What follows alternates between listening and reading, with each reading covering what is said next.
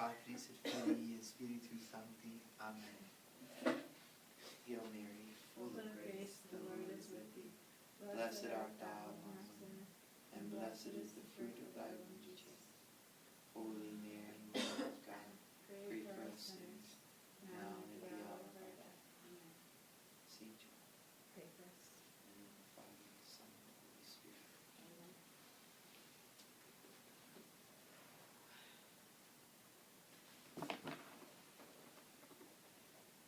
I want to do a summary, but I want to do it in a way that teaches you something new. So this is our last class in ethics for this year.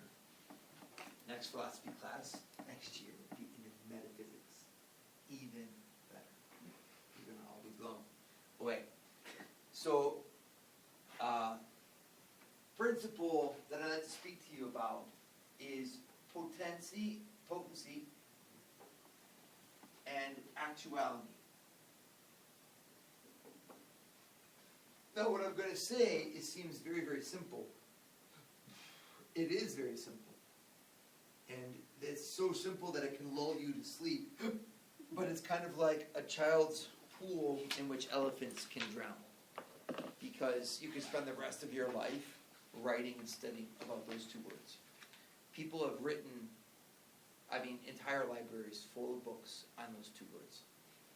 So I don't want you to, on the one hand, get intimidated by that. I don't want you to be like, whatever. But on the other hand, I just don't want you to think that, philosophy is really easy. I'm making it really easy because I'm a genius. But at the same time, it's actually extremely deep. So this potency and actuality is the framework in which I would like to do the whole review of what we said in ethics. So we're going to first teach you the principle, and then I'm going to go back after the principles in your minds, and I'm going to show you how that principle plays itself out in our ethical life. Okay? What's the principle? The principle is that actuality causes potency.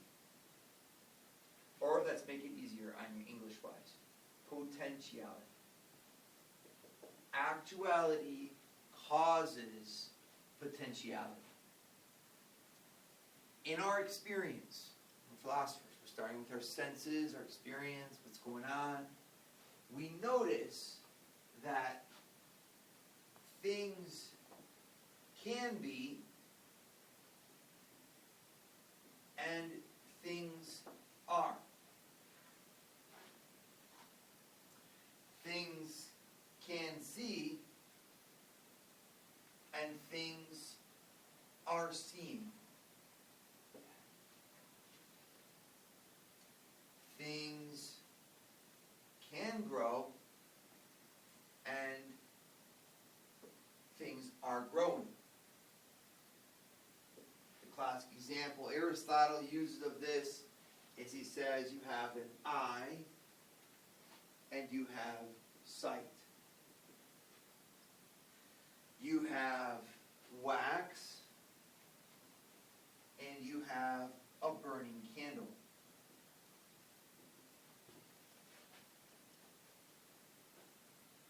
What's the difference? It's the same thing. And the level of what unites these things. There's a thing, and it can be and it is. It can see and it is seeing. It can grow and it is growing. There's an eye and there's sight. There's me. This is another example of Aristotle. Asleep, and then there's me awake.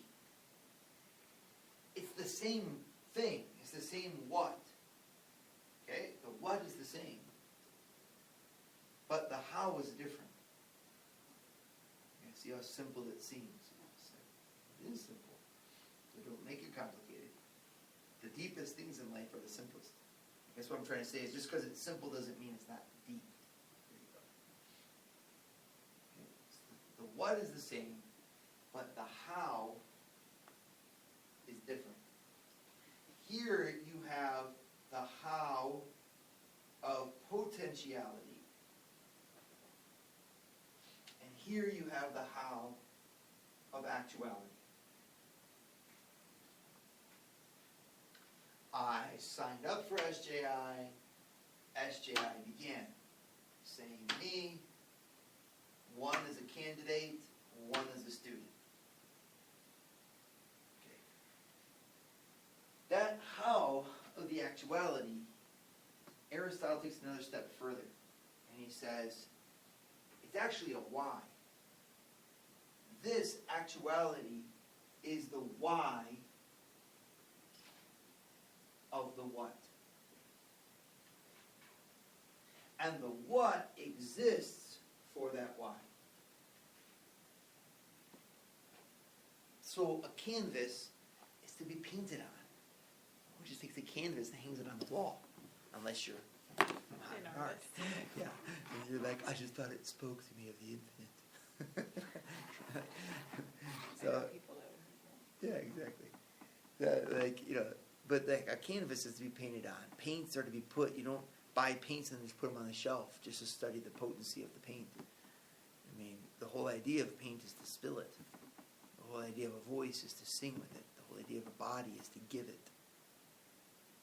So getting into ethics, aren't we? You see how this touches? What I am has a why, and the what is not complete until it's the why. When I find the why, then my what, whatever it is perfected. I have a what, and then I have a what that is perfect. That is perfect. A perfect what is what you should write down. When my eye is seeing, my eye is perfect. I have a better eye. I want you to have a better eye. There's nothing to do with a better eye. It's great. It's reached a state of perfection. Wait, why are you saying the why is the perfect what?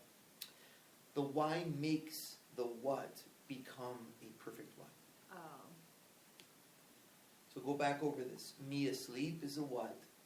Yeah, but when I'm awake, I'm actually me. And if I were to be like, become more alive, you're like, I can't become more alive. I'm awake. I was like, wake up more, wake up more. You're like, I can't wake up more. I'm actually awake. It's like being half pregnant. You can't be half awake. Like, you're awake. The wax is burning.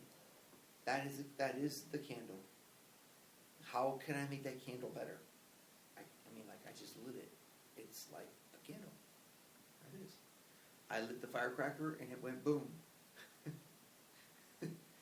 You could say it could be a bigger firecracker. The boom could be, that's a different thing. That little firecracker has become its perfect self by reaching its why. That firecracker has, when I lit it, that's why it exists. Well, it was perfect. Did it go boom? It went boom. That's all I can ask for. Again, you could be like, well, it's not the best one. I'm not asking for the best one. I'm just asking for you. What's the best version of yourself? That's where he gets this from. It's Aristotle.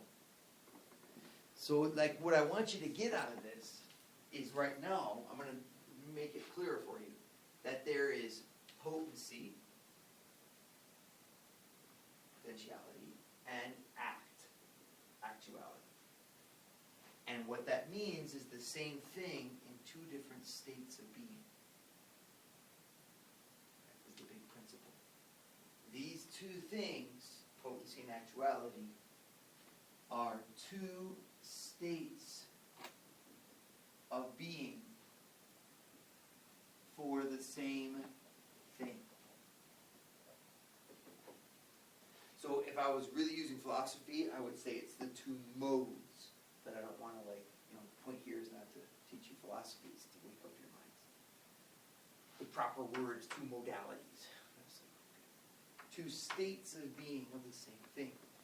So Bree, when she doesn't have a stomach ache, when I see Bree smile, yeah.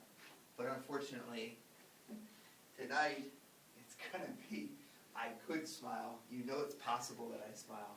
This is not going to happen. Okay. So that's the potency. Two states of the same thing. these are examples of that. And the thing that makes that everything tick is the why. So, now that you kind of have an idea of what those two things are, I'm going to go back over that little principle of the why. So, both are actually two states of being for the same thing. And then that potentiality exists only for actuality. So if you want to make it easier for yourself, put a potentiality only exists for its actuality. Easy way to remember it. So I can smile, well, that only exists so that one day I might smile. If I can smile and I don't smile, there's like a problem with that. You could be intelligent and you're not. You could be clean and you're not. You could be mannerly and you're not. You could be nice and you're not.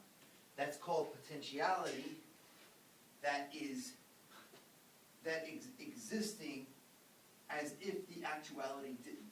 And that's just wrong. If I have a potentiality, it's supposed to be actualized. I, me, am supposed to become perfect me. I'll put perfectly me. Again, don't think perfect as I'm supposed to be Britney Spears. I don't think anybody thinks that way. Because, like, Let me go shave my head then. yeah. Like, if I was perfectly me, my quality time would be my love language. So, like, oh, I'm just not good enough. That's not the point. It's who you are, being perfectly yourself. The little firecracker is just fine. The point is that I'm supposed to be perfectly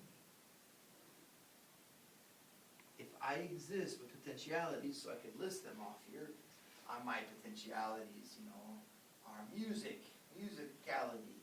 My potentialities are, I don't even know what they are, you can list them off. I could be I'm a dancer, whatever. I have other potentialities, like I'm compassionate. Remember your strength finders? You guys, your strengths were harmonizers, compassion. I mean, could an artist's potentiality be also a business person? Yeah. Well, unless you're like, well, I've noticed in me that I have a high artistic thing and a very low potentiality for business. Exactly. Another person could be, I'm great at business, but I can't sing a lick. Or I don't even really appreciate art. I can't stand art. Not everybody has every potentiality. And each one of us getting to know who we are more and more gets to get into that understanding of, okay, well, I decided in me that of all the potentialities that I could do, well, for me, being a spiritual father, that was the number one potentiality. I was 17 years old, and I was sitting there thinking to myself, and I thought, what could I be? And I thought, I could do this, and then I realized, you know what? I'd rather die for people. And at that moment, I made the decision that some of these would all be ordered by this. Number one thing would be every day I'd get up and wear black. And every day I would say Mass, and every day I would give my life for the people of God, baptizing babies 5 months old, right before they died, as 16-year-olds got cancer, talking about this, carrying the iniquities of the world. That's me, number one. So these other things, that's what I'm going to be perfectly me as a priest. It's a joyful thing. I went through so many years of not knowing that, you guys. So that's the journey that you're looking for. Who am I? That's really the question. And it's beautiful to say, I am an artist. I am a mom. I am a single person who's going to be dedicated to this or this or this. I am, a servant. I am whatever.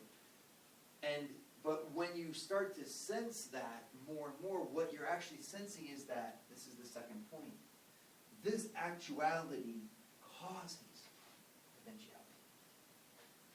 We think that the potentiality sexuality comes first. I want to be a priest. No. It's when you are around the brothers, this is the SJI thing, when you're around the brothers, the best version of yourself is drawn out. And what the spiritual fatherhood of the brothers is to uncover for you like a plant that's underneath the moss and rocks. And just by being here, we're just going to be like, and there you are, and let's just add some water. And then you're just going to be like, this is who I am. That's actually the point. This is what I promised you. Can your actuality change? Yeah. I mean, life is very simple. But it'll, little by little, when you get to be 80, you'll be like, I am who I am. When you're young, your actuality changes all the time. You were first inspired to be a priest, and then you did it. Think about someone that we know. And then you get in there and you're like, no, well, that's not a defeat. That's actually just an unfolding. Your first bloom was priesthood, but inside that priesthood was actually to be a husband. When you finally get to be that husband, you're like, yeah, I'm at peace. I'm at peace with not being a priest, because this is who I really am. But I needed to go through that, because maybe the special type of husband that I am is the husband that is a very religious, priestly, spiritual leader husband. So when I started off and I thought, the real me is to be a husband, and I discovered it's actually the real me is to be a father. Or, is to be a husband is kind of something that doesn't really change. But you discover, this is what's neat about being in the position you are in your lives. It's a painful position. It's kind of like when you're constantly growing out of your clothes. Like, I just wish I knew how big I was. Sweet. Exactly. You're just like, I wish I'd finally settle on my size. But what you need to look at is that every one of those growths is a step forward towards the ultimate. Let's suppose, for example, that you decide to come to SJI and you discovered SJI that business is really not what you want to do with your life. For example, hey, what a great step forward. What an amazing step forward. Because that step forward enabled you to take a real clear, decisive move to accepting who you are, what your course is going to be. In addition, you've learned a lot of very useful things, but you've also learned mostly about yourself. And so even that kind of negative thing of I'm sick of business actually turns into a positive of I now know who I am, and it's okay for me to be me. My philosophy, that's really an amazing discovery. Or vice versa, whatever it is. Is this making sense? Mm-hmm. Okay. The trick, though, practically, is that the actuality causes. So what seems like you're growing like this, it's like I'm moving potentially closer and closer. I discover a dancer, and so I start to become a dancer. And then I discover that becoming a dancer actually has all kinds of negative effects in it. Because it means that, I have to dedicate 8 hours of day, every day to dancing. And so I discovered that, no, what I really found through that process was that I love art, and I love dance, but I'm not going to be a dancer. And so I become a teacher of dance. And as I taught dance, it's really taught me that who I really am, it's a spiritual mother. Because it's not even the dance, it's the people. Well, you started off by saying I'm going to be a dancer, and you end up saying I'm going to be a spiritual mother. But what moves this process along is this mysterious perfection over here that actually causes you to have it. That's that's what I'm talking about depth. This is that point right there is what they write libraries about. Is it true? Isn't it true? How could it be true? Does it make sense? It's paradoxical. So But the actuality always is. well, your actuality isn't until you become it. But you only become it by seeing it, sensing it. Where does this exist? This is called God. Jesus. like a sun just shining, and all the little birds, little worms, or little moles, right, blind moles, they sense it, and they move towards it, stumbling. And he's like, "And I am lifted up from the earth, I will draw all men to myself." This God is the perfection of you. So again, like, what are we doing at SJ? What's the value of being here? Tons. We expose Blessed Sacrament every day. We let you just be there with me. And you're like, what am I getting out of this? He's drawing. Because he is you fully alive. There's nothing in anyone's perfection that he doesn't have. So I see the sum of all perfection, and I feed on that sum of all perfection. He's drawing me. What spiritual direction is what we're doing is we know him, we know you. This is your spiritual father, your spiritual director. And we're watching, we're like, yep, no, you're on course, you're on course. You're on course. We're watching you emerge. But you, from our perspective, from how's Father Nathan being better? It seems like, well, I learned this, and I learned this, but what's actually drawing it forth is that pursuit of him. Now, obviously, that's a Christian perspective, so I'm giving you that. Philosophically, you can say it too, but like that's where the books are all written. What is it? Where is that actuality that was important? Aristotle, the pagan, 400 years before Christ even was born, was saying that. He's like, no, it's God that draws all men forward. Every perfection has to. The reason why he says God exists, his proof for the existence of God is this. He's like, everything is moving towards a greater state of perfection. There has to be that greater state, or things wouldn't move towards it. So then people are like, how do you know what perfection is? How do you define perfection? And he's like, you're all idiots. You know what perfection is? Candle lit. Eyeball seen. We don't know, and that's what all those atheists, that's what they do. They're like, I can't say that that's better. Who am I to say? And Aristotle, what he actually says, when you meet a person who refuses common sense, there's no answer. You just have to walk away from it. Because if you look at it commonsensically, everybody in me is trying to become themselves. And what's causing that, if that doesn't exist, there has to be. It's kind of cool. There has to be a perfect thing that's drawn. So another thing where this plays a role, so God, Jesus, art. I'm telling you, the movie Braveheart is half responsible for my vocation. It's really weird. Inspiration. At least me, I'm a sucker for inspiration. I mean, geez, if Disney wasn't corrupt, I would just watch their movies all the time. That's why we all pay money for Disney, because it's inspiration. The Bad News Bears, they're really bad. And they worked really hard, and they won. The Bad News Bears. It's everything in Disney movies they're looking for the inspiring stories. The Bobcat was the Jamaica bobsled team. Inspired the egg. We all feel good. Right, But that's where art comes, because art has the power, the special power of evoking. It speaks to like something into us that echoes in us that greatness. There is a greatness. There is a perfection. Look at that stone. I always think of the Pieta. For me, it's the most marvelous statue in the world. I just love looking at the Pieta. And you're like, it couldn't be better. The positioning of her hand, it's just like, I spent an hour just kneeling, just looking at it, breathless, because it's perfect. And when I'm there, I feel closer to God. And it's not because of Mary and Jesus.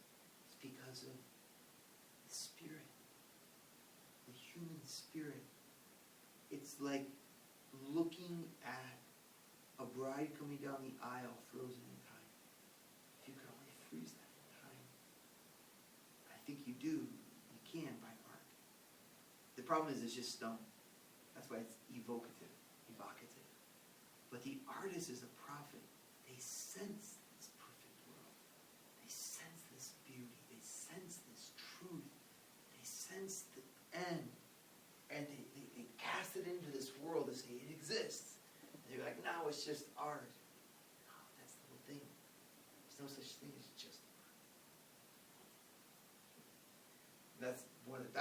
examples of the modern art craziness where they're saying things like the infinity by a whiteboard. This is like an anti-art. In reality, the artist sees a truth and is able to make it present to me, even though I'm not there yet. So that's that inspiration. So like again, like this is the role of the brothers. This is the role of these guys. They live together. They're laughing. They tease each other. They love each other. It's possible. That positive environment. Just the other people, the loving, the Dave who makes the pizza. Why do I want all of that? I do. It's all on purpose. And it'll get better and better and better. You guys, fortunately for you, the first class, are pioneers, which has its own blessings. But when you come back 5 years from now, it'll be a whole different experience. Because I'll be able to put a lot more, that whole culture of SJI will be this place of beauty and excellence and goodness and love and joy. And the whole point of that is so that people move towards it. I can't do it. And then the accompaniment of Father Francis as the chaplain, he's watching each student appropriate it for themselves. No, you don't have to be happy like they're happy. You don't have to be acting. You have to be yourself. That's why it's fatherhood, because it's each person uniquely. Does this make sense? I'm trying to explain to you from your experience an example of what's actually happening philosophically is that your potentiality exists only for your actuality. And I've already covered this, but I'll write it down so you have it all on board. It only exists, potentiality exists only for actuality, and potentiality exists only because of the previous actuality. So if I hadn't studied all of this, you could never learn it. My actuality as the teacher of knowledge causes you to want to learn more. But it starts with the actuality, and that causes a desire. So when you came to SJI, you're like, I don't even really care about philosophy. And the whole goal is that by the time you leave, you're like, no, I like philosophy. Or like, I see there's a value to it. The actuality causes the potentiality. Cool? So now I'm going to frame that as a review for the class, because that's the step forward. So next semester, we'll be doing all this stuff, metaphysics. So we'll be studying all kinds of these types of principles. And we'll go over the proofs of the existence of God and all that kind of stuff. Any questions on this so far? Comments? So the three things I want you to get are those 3 points. If you just make sure you have those 3 points in your brain. Potency and act and potency, it's called, but whatever. Potentiality and actuality are two states of being for the same thing. So one thing is, and it can be. So isn't it kind of circular? Mm-hmm. I mean, in that, like, if you're trying to find your potential and you're actualizing it in some way, which ends up not being really your potential, but leads you closer to your potential, like, you could just keep going. You're right. And that's actually how you progress. Because you're going to be like, okay, so I want to go to SJI to study business. Oh, I really discovered, that I'm not actually potential for business. I want potential instead for whatever it might be, community building. Because that aspect of SJI is really where I learn from.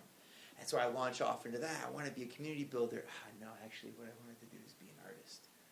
And it seems like you're going crazy, but you're not going crazy. Not if you're moving forward. That's why there's no mistakes in life. Is that really actualizing your potential in it? Yes, because your deep down potential, you're only discover when you're at the end. Like I can say priest. That's it. That's all I want on my tombstone. That's my whole goal in my life. But it took me 40 years to get there. And then what kind of priest? Is my purpose to be a businessman founding priest, or is my purpose to be a contemplative priest, or is my purpose to be a spiritual director priest, or is my purpose to be an inspirational, motivational priest? I don't know. But I know that I need to be where I am right now. And I'm sure that I will just keep on developing and changing. And by the time I'm 72, I'll know who I am. I'm down here and I just keep on. You just keep the journey going. And it is circular. Because I've discovered by starting Eagle Eye as a 26-year-old brother, that's when I started doing Eagle Eye. And when I started that, I didn't have any idea that I would be here. But I discovered more potentialities as I did it.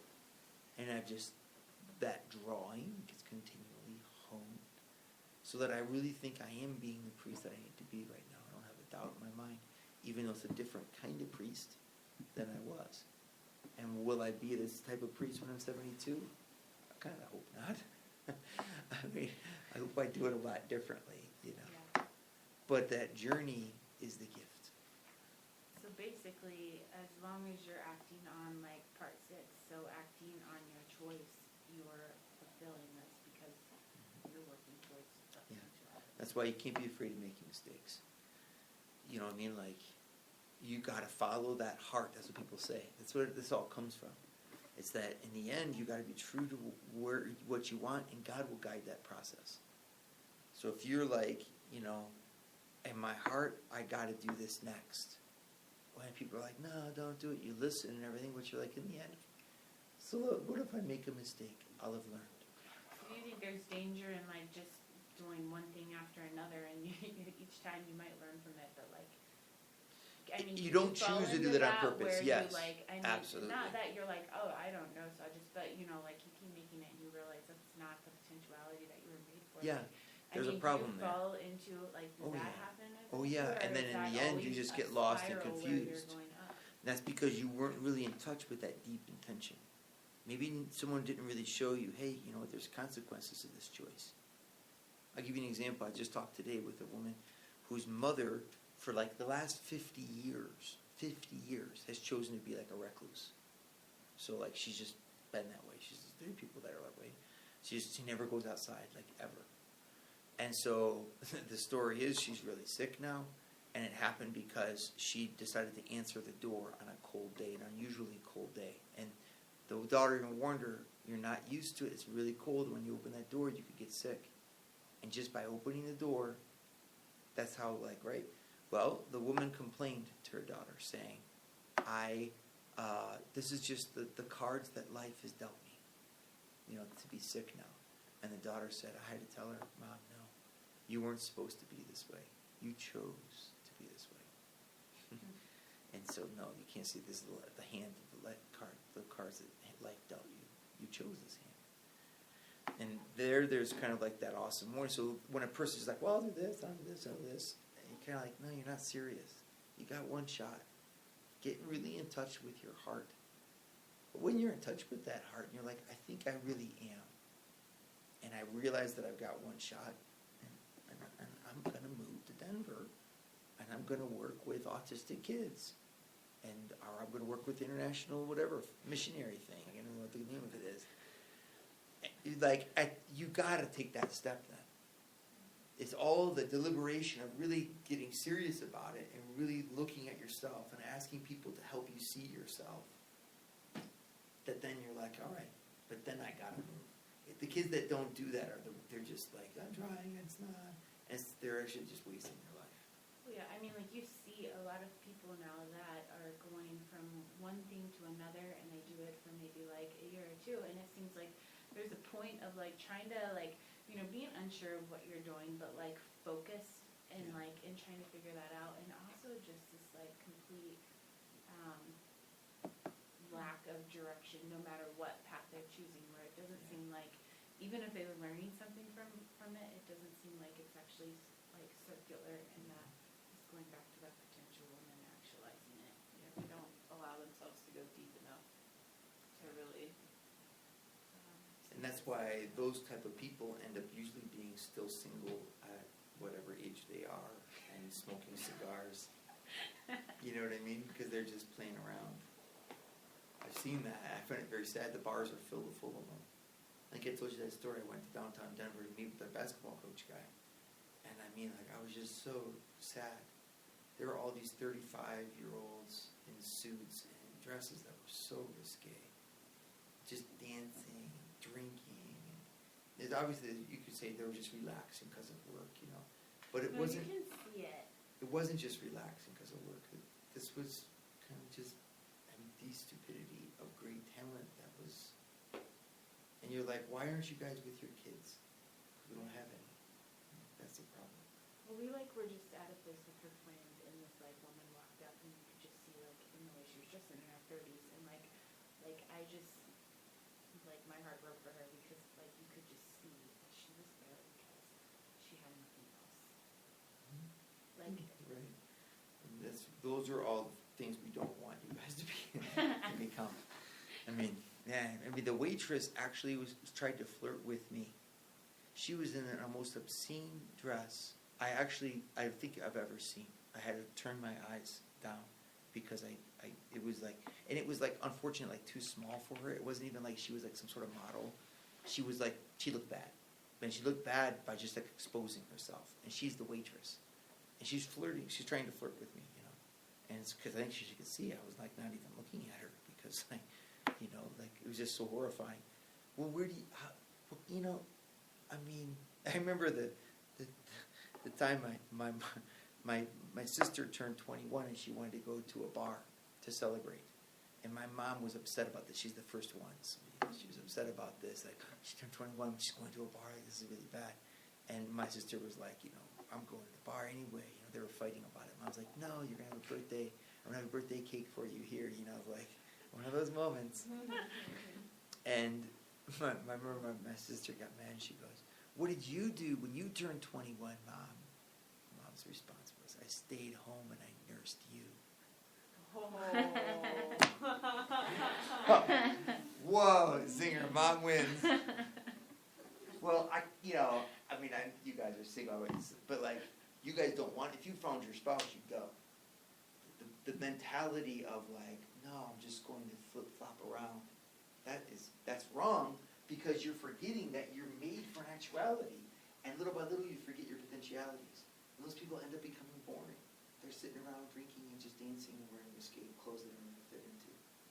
It's what kind of life is that, You're made for more.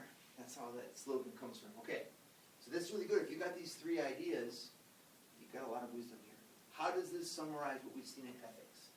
Well, let's go ahead and fit this into everything that we've learned. We started off the course and we said why people think you shouldn't do ethics, why people think morality is dead.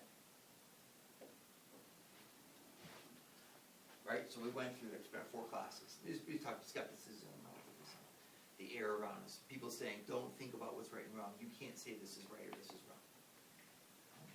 And then we went on to say why you can. The basis of objective morality.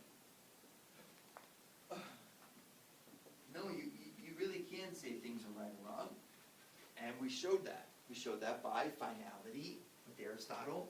Principle of finality, the hierarchy of goods, it's called, that I went for this, I went for this, for this, for this, for this, for this, and then I end up with happiness. And then Aristotle defined happiness as activity according to virtue. Okay, well then, once he had that definition of activity according to virtue, we asked, well, what is virtue? And we spent some classes on virtue. And we spent then, and we said, virtue is lived in friendship. So we went on, and we studied a little bit about friendship. We spent 2 classes on it, just to show you that it was there. It was really cool. And he used that as an example to show how the philosopher philosophizes, so experience, ask questions. Many people say it's this, this, this, this. Here's the real question. Then he gives an answer. Oh, it's kind of cool. Dialectics, I call that. Remember rhetoric, dialectics. Take 2 things and smash them. We went on from there to then say, okay, all of that's fine, but what is an ethical act? And we actually went on and we said there are 7 steps to an ethical act. From the first love, fittingness, to I'm going to do it, but how? ask you, now I'm going to do it.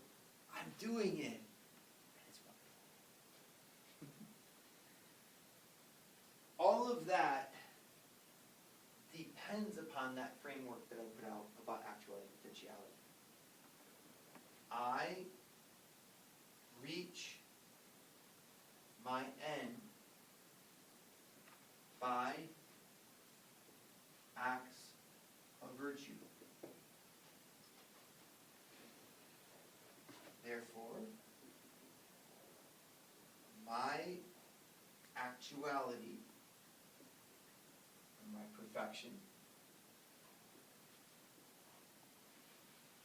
requires me choosing freely to live according to virtue. That waitress, is she happy? Well, she's happy at a certain level. Is she loved? She's loved at a certain level. So you can't walk around saying people aren't happy when they obviously are. It's just that deep down, there is no way she's happy. You can't convince me that she's happy. Because I've seen happy women, and they cover themselves. I'm really sorry, but it's true. I can't think of a woman who's really happy who would dress like that. I'm sure there's some weird culture. No, actually, I would challenge it. Say no. You don't do that if you're happy.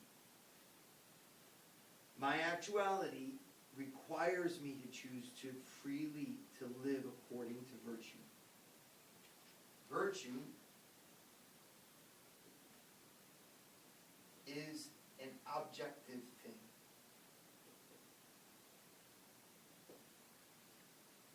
Namely, what my relationships require to flourish. So a virtuous friend is someone who realizes that they might want to eat all those M&Ms, but that those belong to the girls. Well, you can have the ratio of chocolate, the coat on them is not right. I'm not having it now. Thank you. Way That to was go. virtuous. Yeah, No, it wasn't. That was so You're a virtuous. real friend. She's considered me a friend. She was trying to give them to you. No, then she took it back. She Yeah. said, you can have them. And then the you ratio said, is all don't off. tell him. Right. We see the levels of virtue in the room. And this is another spot for the objectivity of morality. This is really powerful. The laws of the heart. This is like, when people are like, nah, morality, that's all made up. That's subjective. It's to each his own. The world's full of great places. Just be like, really? Don't you find laws to the heart? Like, can I really treat you poorly and expect you to be my friend? No. Well, there's objectivity. And will you flourish as a person if you're not learning? No. Well, if you turn 35 and you stop learning, and you're just sitting around drinking and wearing risque dresses and trying to flirt with priests, well, I'm sorry, but you're like a loser. Because you're not growing. And me as your friend, my obligation would be to say, we're made for more. Come on. Let's go and do something. Let's go to a talk. Let's read a book together. Let's study the Bible. How are you advancing in what's deeply yourself? We got a whole box of books for the summer. Yeah, see, very good. We're going to encourage you to read them all because that's going to make you flourish. So I might be tempted to come in and distract Brianne when she's studying and just sit here for my sake and just be with her in a way that's selfish. But if I knew that was going to distract her, my silence would be my gift. Okay, you guys get the point.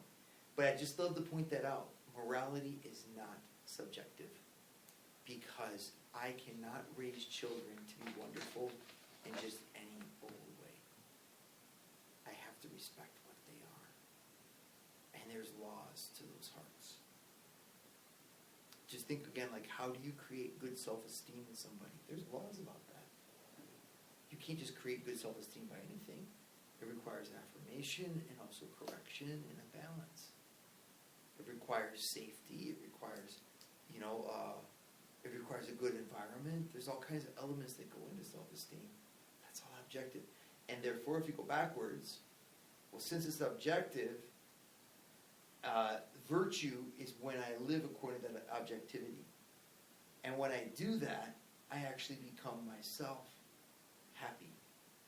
I reach my end. Say that again? Virtue is. Go backwards. So, like, if it's true that I cannot make fun of you and be your friend, I will be your friend when I don't make fun of you. And I conquer that temptation to say comments at the table about how you don't even have friends. I'll just not even say that because I know that will cut you like a knife. And since I love you, I won't do that to you. And so when I do that, I actually become better myself because I am now actually loving. And that makes me reach my end. So you go backwards. If you don't do that. Yeah, you actually do. You ever met maybe adults that are just perpetually jokesters? It's like annoying. You're like, come on, they put whoopee cushions down, and they're poking you in the kitchen constantly, or whatever. Like I remember this grandpa that was blowing spit bubbles in church.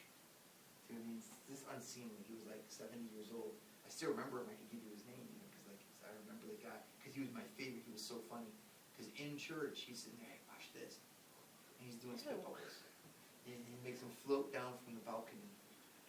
So instead of paying attention in church, this grandpa figure is blowing spit bubbles. How do you get like that? Joker.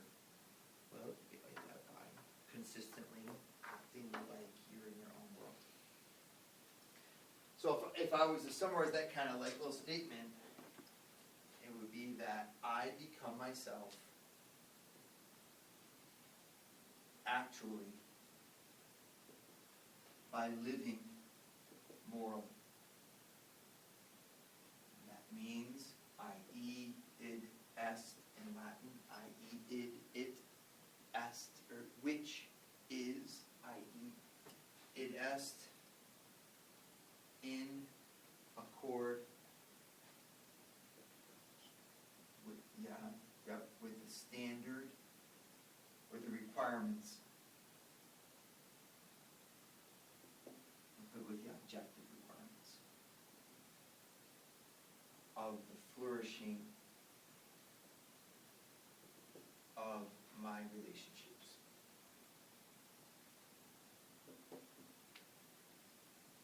Morality is my actuality.